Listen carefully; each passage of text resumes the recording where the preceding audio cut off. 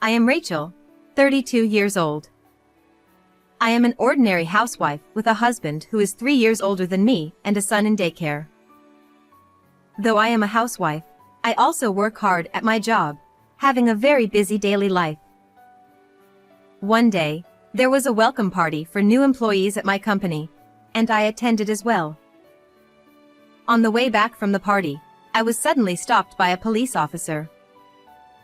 I had been obeying the speed limit and traffic lights, so I was puzzled as to why I was being stopped. However, I ended up being subjected to an outrageous false accusation by an extremely rude and unreasonable police officer. Normally, I don't usually attend company drinking parties. There are various reasons for this, but the fact that I still have a small child and the fact that I can't even handle a drop of alcohol are major factors. Consuming alcohol triggers such a strong physical reaction in me that it causes me considerable discomfort. However, this time it was the welcome party for new employees, and due to my position as a section chief, I felt obligated to attend. Furthermore, although it was originally planned for one of my subordinates to organize the event, since I'm always sober throughout these events due to my inability to drink alcohol, I volunteered to take on the role of organizer. I want my subordinates to enjoy drinking occasionally at such gatherings. Also, among my peers, there's a woman named Nicola who has an incredibly low alcohol tolerance but loves drinking and has the troublesome kinds of being a laughing and crying drunk. It has become somewhat of my responsibility as a colleague and friend to ensure she gets home safely. So once again, I refrained from drinking any alcohol this time. After paying the bill, I took my friend away from the group of people outside the store who were gathering for an after party and got the car keys, then sat in the driver's seat of my friend's car. She always anticipates this situation, so she has daily insurance coverage just in case. Even if I were to cause an accident, everything would be okay, as she's fully prepared. Driving carefully in my friend's car, especially since it's a luxury vehicle, I headed towards my friend's house. While waiting at a traffic light, I witnessed a certain scene. Several police officers were surrounding a man lying on the ground in front of a pub, trying to communicate with him. Every company seems to be having welcome parties at this time of year, huh? Really, hats off to them. As I muttered those words, I glanced at my friend who was slumping in the passenger seat, only to notice a young police officer staring at us. Ma'am, please pull over. The moment I catched his eye, he called out to us. Since my friend wanted to feel the wind, I had the window open, so I could hear the police officer's voice clearly. I didn't have any memory of doing anything wrong, but I figured that enforcement against drunk driving must be stricter at this time of year. As it turned out, that was indeed the case. A young male officer approached us with a drawn-out tone. As part of the campaign against drunk driving this month, I had to stop and talk to you. Given that my friend in the passenger seat seemed off, he decided to talk to us. Additionally, as part of the campaign against drunk driving, the officer mentioned conducting an alcohol test just to be sure. This was all expected, and since I hadn't consumed a drop of alcohol, I agreed to the test. However, at this point, an unexpected event occurred. Yeah, you there, blow into this device. The young officer who had looked at my test result with a puzzled expression suddenly turned to my friend and told her to blow into the breathalyzer. My friend wasn't the one driving, and it was obvious that she was drunk. There was no reason for her to be tested, yet I couldn't understand why the officer insisted on it. Moreover, this was the first time I had experienced something like this, so I could only watch in astonishment as the young officer interacted with my friend. Without understanding the situation, my friend, who was completely out of focus, obediently blew into the device, resulting in a reading of over 0.25 milligrams on the breathalyzer, as expected. Upon seeing the result, the officer looked at me with a smirk and said, "Ah, this is drunk driving. Your license will be suspended. Understand? Suspension." The officer insisted that the breathalyzer result of my friend, who was sitting in the passenger seat, was mine and accused me of drunk driving. Of course I couldn't accept such an outrageous accusation and asserted that I hadn't been drinking. However, the young officer raised the corner of his eye and said, "You're being noisy. If you refuse to follow police instructions, I'll arrest you for obstructing official duties on the spot." He threatened me. Thinking that such behavior shouldn't be tolerated, I protested vehemently. And then, as the young officer and I were futilely arguing about whether I had been drinking or not, someone who seemed to be the young officer's superior arrived, perhaps sensing that something was amiss. What's going on here? Upon hearing the supervisor's words, the young officer's expression got soured, and he reported that I was lying about not drinking and driving. The supervisor officer stared at my face intently and furrowed his brow. It was obvious. I hadn't been drinking, and, from my appearance, it was clear that I was sober. Indeed, the initial test result showed almost 0 milligrams. However, since the supervisor officer didn't witness the entire situation, he was at a loss for how to proceed and requested another test to be conducted in front of him. Just when I thought I would finally be released, the young officer, feeling that things weren't going his way, unbelievably claimed that my friend was carrying suspicious drugs. The reason for my friend's strange behavior, according to the young officer, wasn't due to intoxication but rather hallucinogenic effects.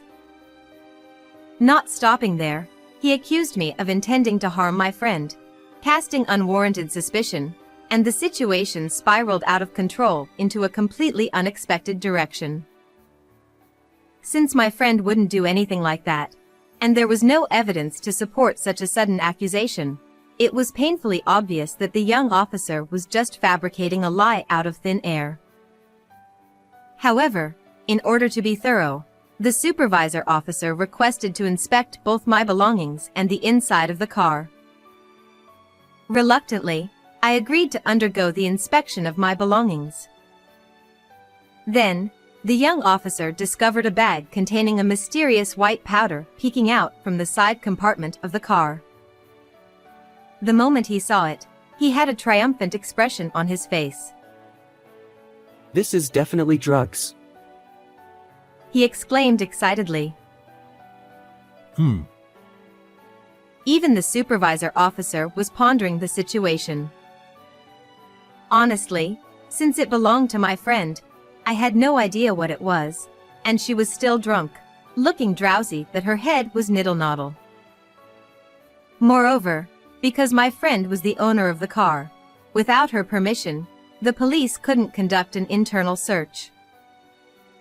We were given the option to accompany the officers to the police station or, if we refused, they would request a search warrant. Furthermore, as the young officer loudly declared, "It's drugs," other officers who were dealing with a drunken man lying by the roadside also gathered, making the situation even more chaotic. Caught in a situation where nothing made sense anymore, the young officer began to make a fuss about arresting us on the spot. Feeling like things were getting out of control. "All right then. Shall we go to the police station?"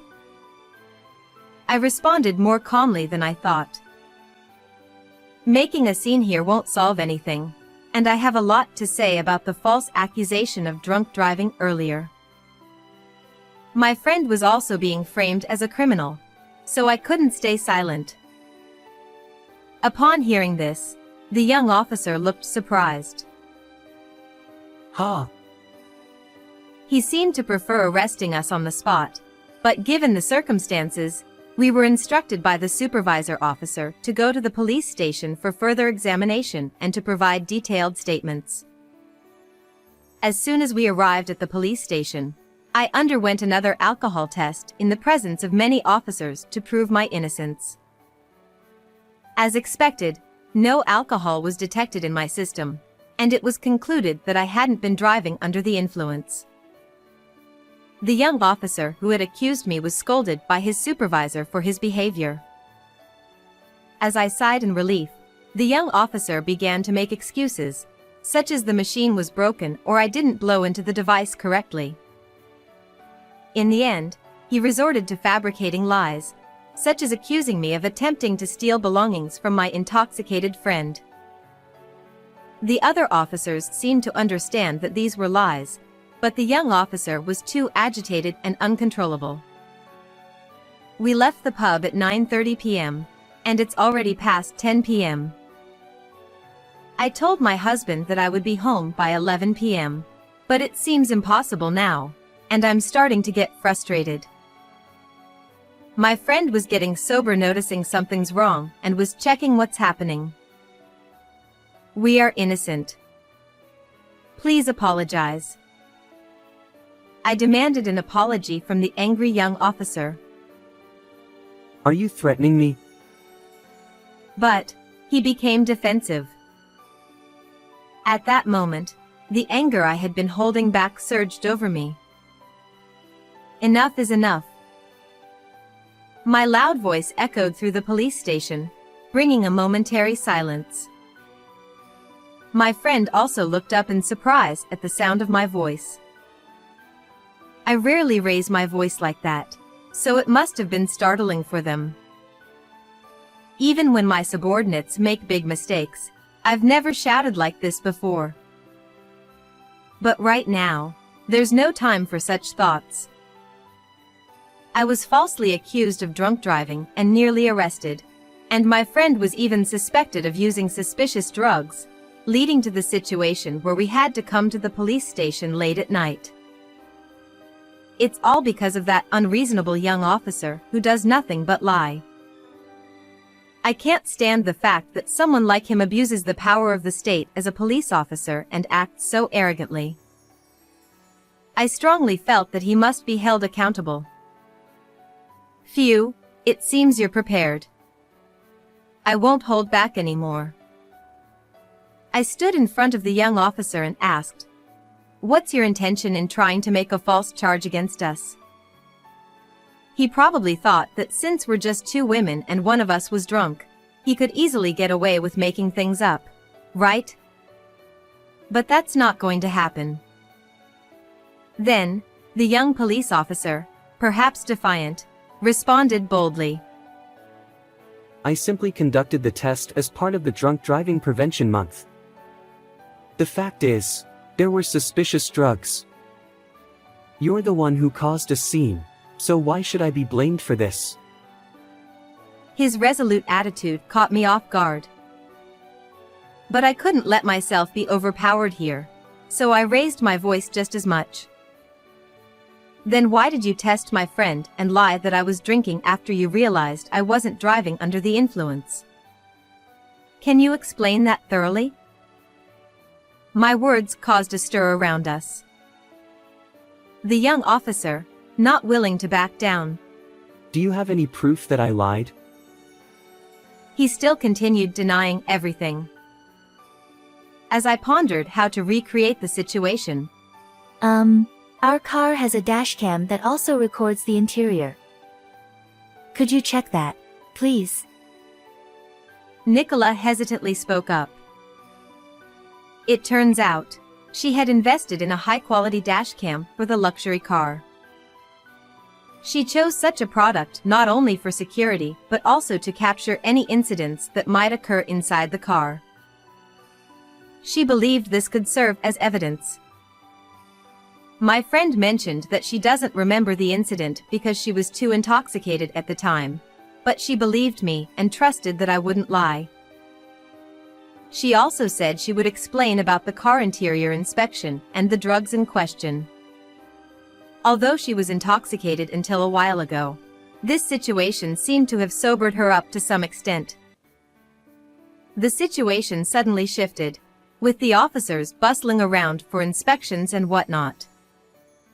Then, the young officer exclaimed, Such heinous criminals should be arrested on the spot.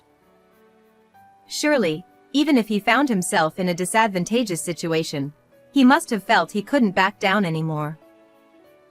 In response, I protested once again. Please tell me the reason for the arrest. What are the charges? Upon hearing that, the young officer stumbled over his words and fell silent. There wasn't a single reason they could arrest us.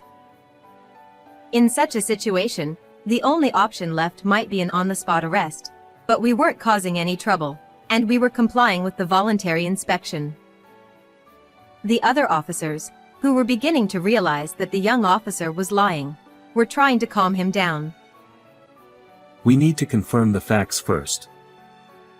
However, they were sending looks of either disbelief or coldness. The young officer started trembling and eventually burst into tears at that. Afterward, we underwent questioning and inspections at the police station for a while, and before we knew it, about an hour had passed. Thanks to my friend's cooperation, things proceeded smoothly. Regarding the white powder, it's just allergy medicine for hay fever. See, it's pollen season, right? I've always had severe allergic rhinitis, so I always carry it in my car or bag. My friend explained it that way. The name of the medicine's ingredients was printed small at the bottom of the bag, and just to be sure, we had it tested, but as expected, it came back negative. Since there was nothing suspicious found during the car search, and I was the one driving, we were able to completely prove our innocence. Regarding this, I received an apology from his supervisor. I sincerely apologize for the significant inconvenience caused on this occasion.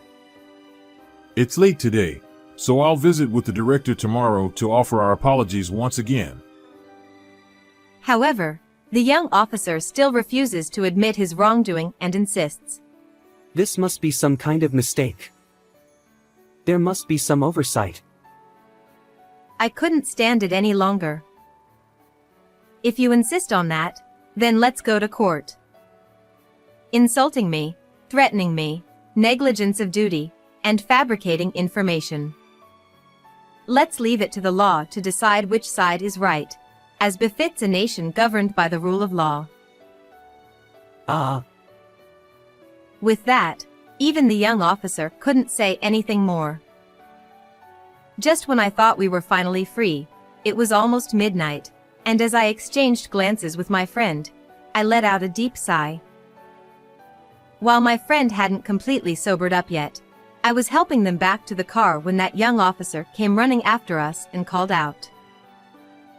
I turned around, thinking he had more complaints, but to my surprise, his face had turned pale. I heard from those who interviewed you. Is your husband a lawyer? I was wondering what he was going to say, and then he came out with something like that. Yes, that's right.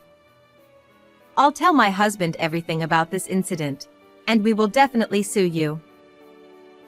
He then grabbed my clothes and pleaded with me. I won't do it anymore. Actually, there's a personal quota I need to meet, so I had no choice but to do such things.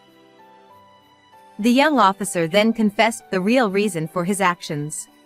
It's infuriating to think that we were detained for nearly 2 hours for such a ridiculous reason. I couldn't care less about your quota. What's more concerning is the fact that the police are causing trouble for innocent civilians and even fabricating charges. What's going on here? I raised my voice and pushed away the young officer's hand. I thought I might be accused of obstructing official duties, but given the circumstances, the young officer, on the verge of tears, remained silent and looked down. Ignoring the young officer, we turned on our heels and drove away. Afterward, senior officials from the police station came to apologize to us. But I made it clear that my intention to pursue legal action against that young officer hadn't changed. I don't really want to say it, but the police tend to be lenient with disciplinary actions against their own. So I didn't want them to settle for just a slap on the wrist. So, I decided to file a civil lawsuit with the help of a lawyer acquaintance of my husband. While it's possible to file an administrative lawsuit, there's a higher chance of it being dismissed. So we were advised that a civil lawsuit would have better prospects for success. After all, the problem lies with that young police officer individually. I was able to sue that young police officer for insult and intimidation against me, and successfully claim compensation. Although disciplinary action was taken in this case, the young police officer resigned voluntarily. As for me, I hadn't mentioned this matter to anyone outside my family. Rachel stood up to the police and it was amazing. But my friend, Nicola, made a big deal out of it and the story became the talk of the office. It seems that until now, I was perceived as an unapproachable, career-driven female manager, but thanks to this incident, I've noticed an increase in people approaching me, and now I have a good relationship with many of my subordinates. Furthermore, I've succeeded in securing major deals and have been promoted. Thanks to that, I was able to take a long vacation, so I'm planning a long-awaited trip to Italy with my family. I've had enough of such false accusations, but I intend to continue living true to myself from now on. Well then, everyone, take care.